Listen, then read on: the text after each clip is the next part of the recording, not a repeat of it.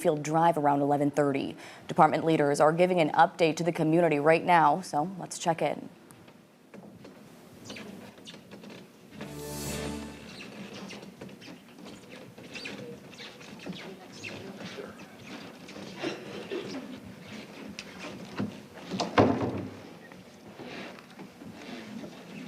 Good afternoon. I'm Jody Saunders. I'm the Chief Communications Officer for the Virginia Beach Police Department. This is a tough day for us, as we mourn the loss of 2 police officers who died in the line of duty. I ask that you be respectful, as we are still trying to process this heartbreak. Each media outlet will be allowed to ask 1 question and 1 follow-up. Again, please be considerate as we do our best to answer your questions while also protecting the integrity of this investigation. Thank you to the public who are here today. You may have questions, and we invite you to post those to the Virginia Beach Police Department Facebook page in the comments of the live video at the conclusion of this press conference. We will do our best to respond in a timely fashion. Standing in solidarity with us this afternoon are state and local elected officials. We want to express our thanks for the outpouring of support we are receiving, especially from our General Assembly members who are in session right now, as well as from several council members who could not be here today. Showing their support with us today is Mayor Bobby Dyer, Vice Mayor Wilson, Attorney General Mieres, Commonwealth Attorney Stolley, Sheriff Holcomb, and council members Ross Hammond, Hutchinson, Henley, Berlucci, Schulman, Remick, and Cummings, as well as the city manager, Patrick Duhaney, and our public safety leadership and administrative leaders.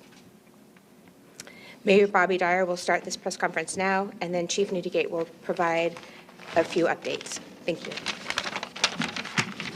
Good afternoon. If we may start with a moment of silence to honor the heroes who have paid the ultimate price to make Virginia Beach so great.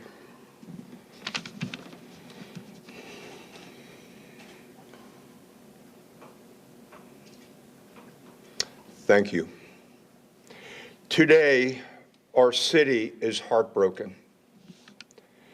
We mourn the loss of 2 of our own, brave Virginia Beach police officers who have made the ultimate sacrifice. Their dedication to protecting our community will never be forgotten. No words can ease the pain and loss. As we mourn, I ask our community to come together. Please keep these officers, their families, friends, and loved ones in your thoughts and prayers.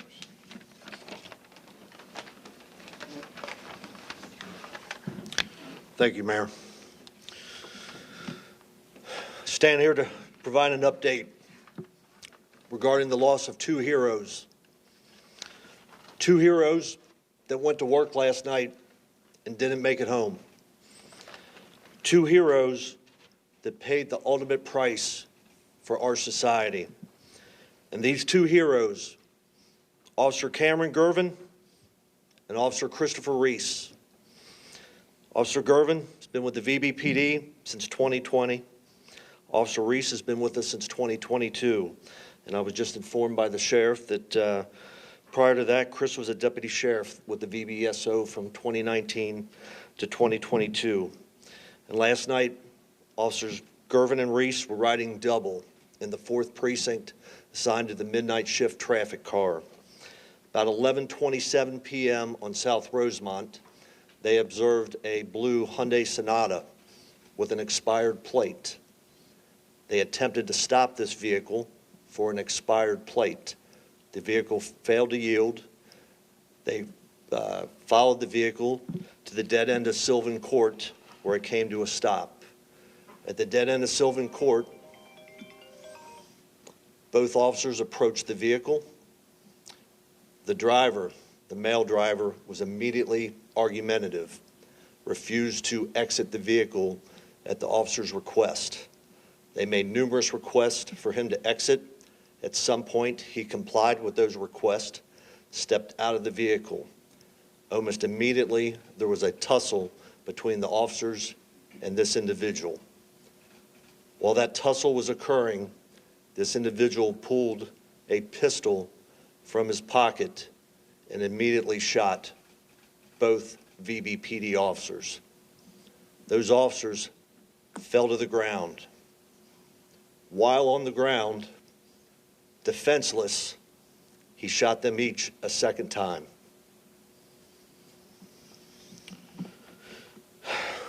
Numerous responding officers arrived, tried life-saving measures. EMS arrived, also trying those life-saving measures, and transported our two heroes to local hospitals. And despite valiant efforts by medical personnel, Officer Christopher Reese was pronounced deceased at Centera Princess Anne Hospital just past midnight, where he was surrounded by his family, friends, and fellow officers. Officer Cameron Gervin, pronounced deceased at Virginia Beach General Hospital, approximately 4:30 a.m. this morning, surrounded by immediate family, friends, and his VBPD family.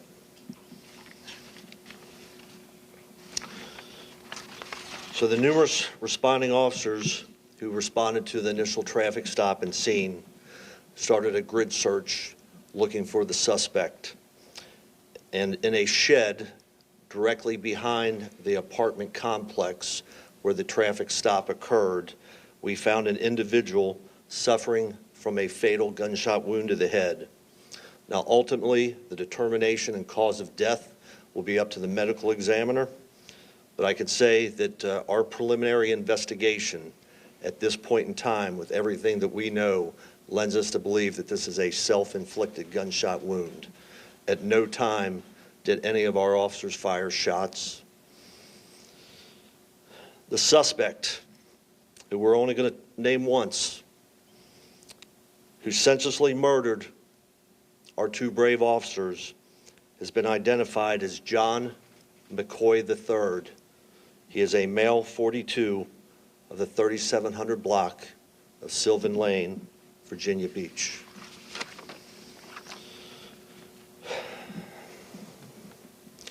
These officers, not just members of this department, but their family, their friends, and they were protectors of this community. And I'm going to be quite honest, we're all hurting.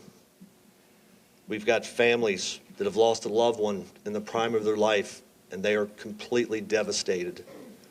We've got an officer that is 25 years old, another one that is 30, with such a future ahead of him, senselessly taken.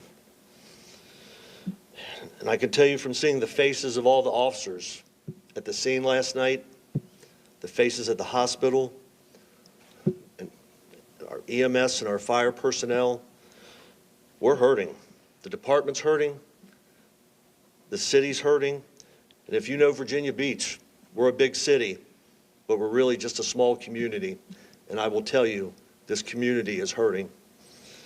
So the outpouring of support is giving us some comfort at this time. We have had support coming in from all across the country. Our peers over, I've heard from individuals in Israel, in England, that far away, with condolences and officers' support.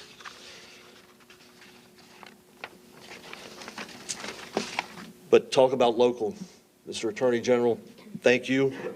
Mayor, Vice Mayor, members of council, so incredibly important that you are here to support us. Our sheriff, thank you for being here today. I spoke with the governor not long ago, who called with his condolences and an offer of support for any assistance that we needed. Last night, a lot of agencies came together to try to make some sense out of this tragic situation. So thank you to my public safety partners that were there with us all night long, our fire chief, our EMS chief, 911, all the fire and EMS personnel.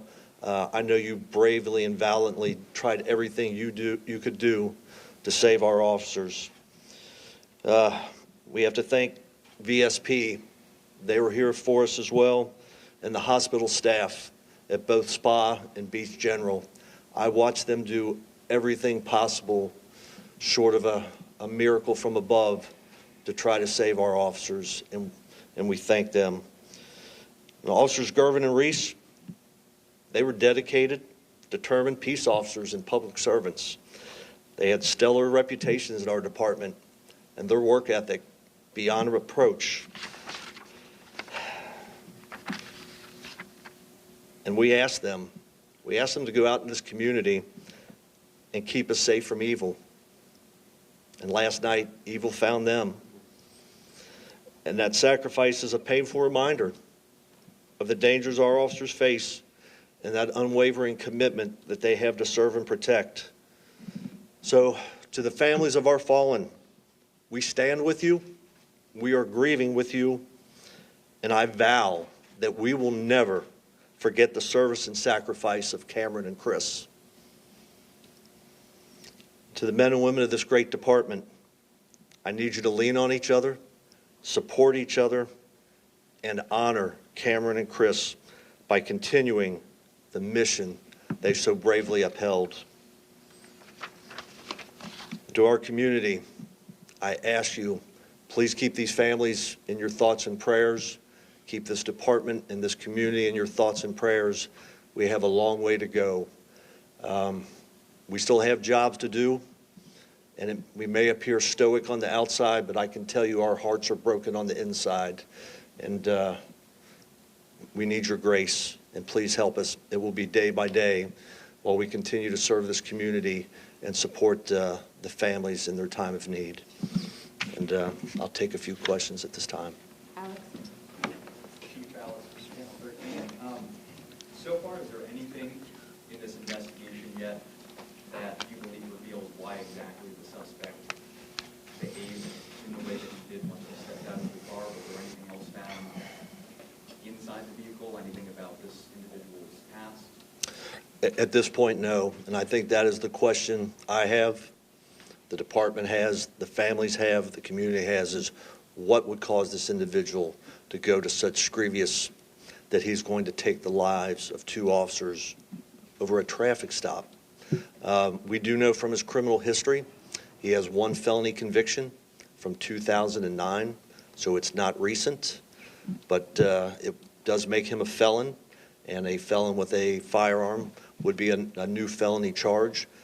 Whether that would be enough for him to decide to take this grievous act, I can't tell you, and I think we all want to know that, but I think only one person does, and that individual is deceased. And just to follow up, not sure the level of conversation you had with the family themselves, but are you able to just kind of reveal a little bit to us about how those conversations went?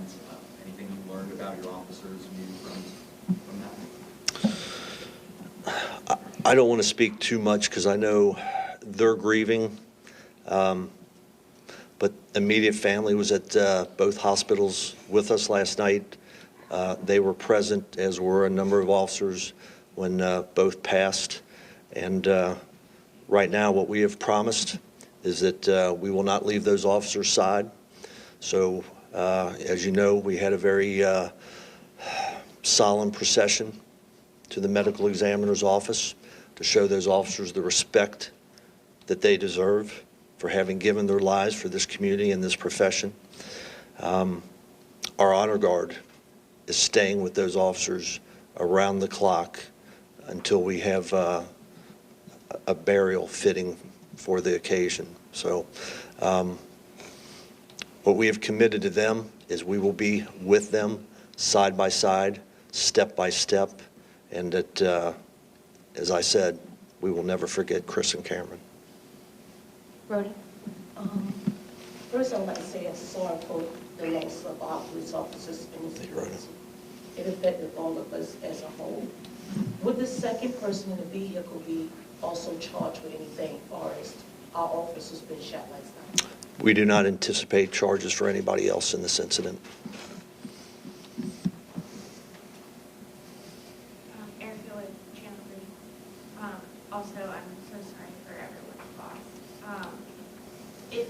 suspect in this case is deceased, what happens now with the investigation and for body cameras?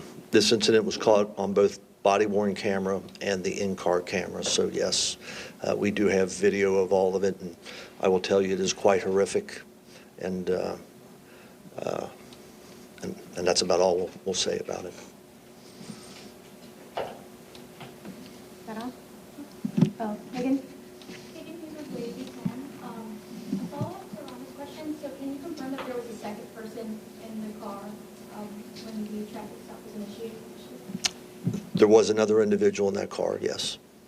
And then a follow-up question, you mentioned that a lot of officers showed up to the hospital, and I know that it's beyond the work relationship with the family. Can you dive a little bit deeper into the support that they've been able to provide each other and the families that have been affected by this? You know, that's one of our big concern right now is the support of our officers as well. We have a very young workforce. Not many in this room. I see a few that probably remember the last time that this happened. It was in 2008. So the vast majority of our workforce has never experienced loss of this magnitude. So this is very earth-shattering for them, and we're very concerned about how they're going to process and move forward. So one of the things that we've done as a command staff is effective this morning, we doubled all of our officers up in cars. So there are no single cars out there, and what this does is give our officers the ability to have someone in that car with them to help process, help try to make sense of what occurred, and to make them feel that they have a semblance of safety. Natalie? Natalie with Virginia Pilot. Can you just describe a little bit about the general time frame when the suspect was found after the shooting occurred? Yeah, the traffic stop, I believe, was at 11:27 p.m. I don't know the exact time that we found him, but I believe he was pronounced deceased by EMS staff at, I believe it was 12 hours. So it was pretty quick after the traffic stop. And just a follow-up to that, I've been told by some neighbors that they spotted the suspect running in a nearby alleyway. Was that communicated to officers, and then they, went after the suspect to find him? I don't believe that was communicated. The officers were doing a thorough, systematic search and came across him. And whether he was running or not, what I can tell you from the video is after he executed our officers, he calmly walked away.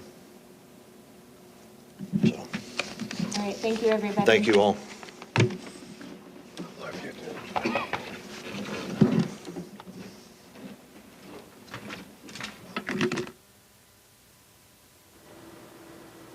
You just heard from Virginia Beach Police less than 24 hours after 2 police officers were shot and killed in the line of duty. Here's a little bit about what we've learned in that press conference here. The 2 names of those officers, they were called heroes by Chief Neudigate. Those officers' names were released. There's Christopher Reese and Cameron Gervin. They were conducting a traffic stop last night at around 11:27. They stopped a car for an expired plate. When they pulled this car over, immediately the person inside of it was argumentative with the 2 officers. The police officers say that all of this was caught on that camera footage on them as well. That man had ended up getting out of the car after talking with them, pulled out a pistol on these 2 officers and shot them. Once the 2 officers were on the ground, devastatingly enough, the man shot these officers a second time, and the chief tells us the man calmly walked away from the scene here. The 2 officers were taken to the hospital, and last night at Centera, Princess Anne, Officer Christopher Reese was pronounced dead last night of his injuries. And then this morning, Officer Garvin was pronounced deceased at the Virginia Beach General Hospital.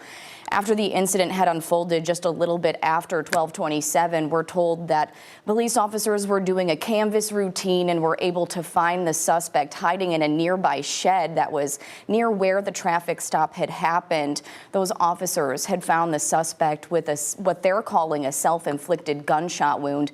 They say that none of their officers had fired a weapon at all, and this is self-inflicted, but they're going to leave the official cause of death to the examiner's office here in this case. We are going to say the name of the suspect here, but we are only going to say it one time. Police believe that it was 42-year-old John McCoy III, and he died again from self-inflicted gunshot wounds.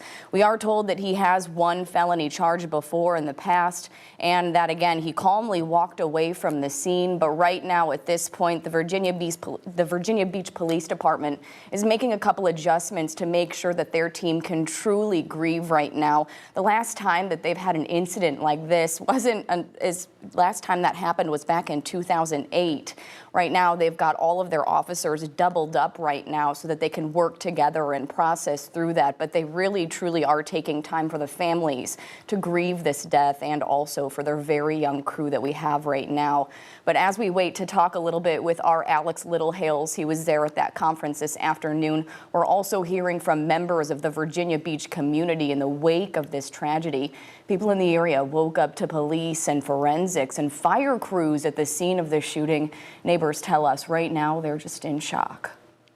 We have not left. The officers came and went, but it was like 10 cars down there last night.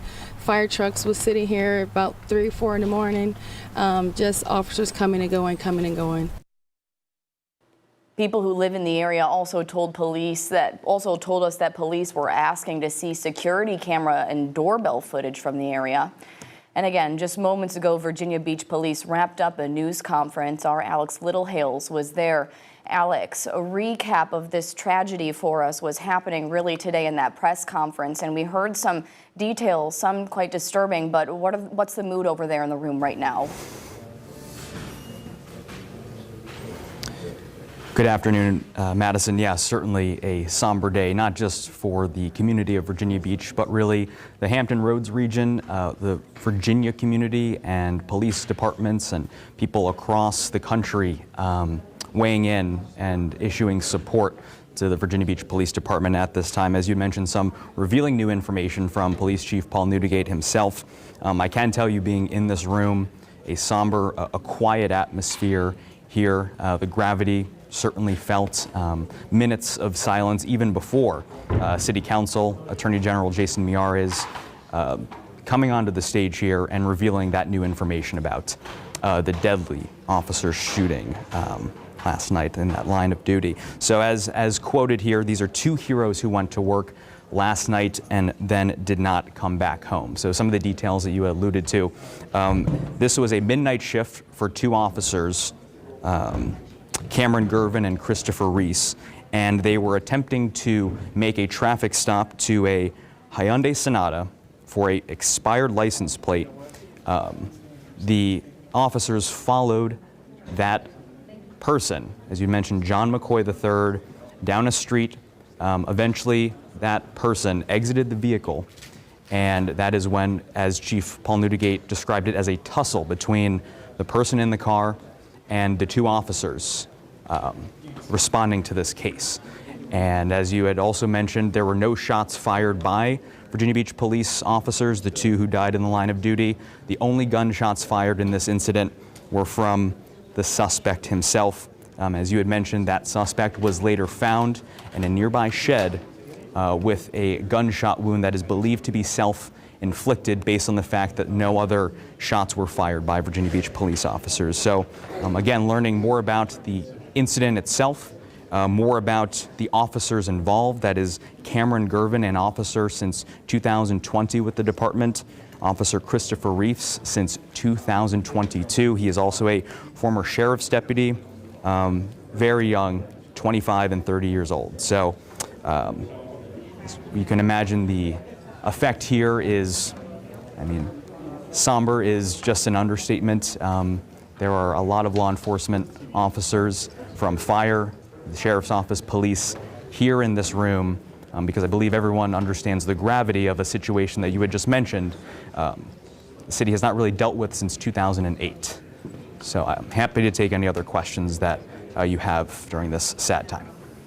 Alex, we also learned that there was a second person in the vehicle with him as well, and there's no other charges in that case, correct? Yes.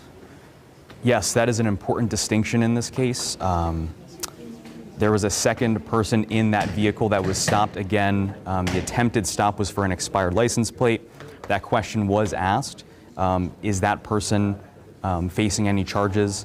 And Chief Neudigate did confirm that no, they are not expecting any other charges at this time. The sole person you can infer that would have faced charges in this case is the suspect who shot the officers, ran away, and then was later found dead from what is believed to be a self-inflicted gunshot wound. And Alex, you also asked a question here to the chief. Do you mind telling me a little bit about what your back and forth with him was? Yeah, so each media outlet was allowed 2 questions. So the first question is, I think the primary question on everyone's mind, Chief described a situation in which the officers had asked this individual to get out, and then when he exited the vehicle, there was a, quote, tussle between him and the responding officers. So I asked him, do we know anything about what could have prompted this behavior from the suspect? And to what Chief said, he did not believe that he had an immediate answer to that. He did mention that there is a prior felony arrest from the mid-2000s, which may have contributed to it because felons are not allowed to carry firearms. So, but that is, if I can say, that was, I would say, speculation by the chief. He doesn't know if that's the exact cause of what happened, but that is certainly a possibility. Beyond that, that was the first question. And the second question was just trying to relay some of the feelings, the emotions that he has had with the family at this time. And he simply mentioned that this is a difficult time, unimaginable for his department, and that the 2 officers who lost their lives in the line of duty were surrounded by immediate family, their work family, and they both passed away in the overnight hours into this morning. So he didn't give a ton of information about how the family themselves are coping, but I believe that is a product of the fact that a lot of people in this community are still trying to process this information. Alex, thank you. Again, this is a developing story tonight. Our coverage will continue in just a few hours on 13 News Now at 6 p.m. and on the 13 News Now Plus app. Thanks for joining us.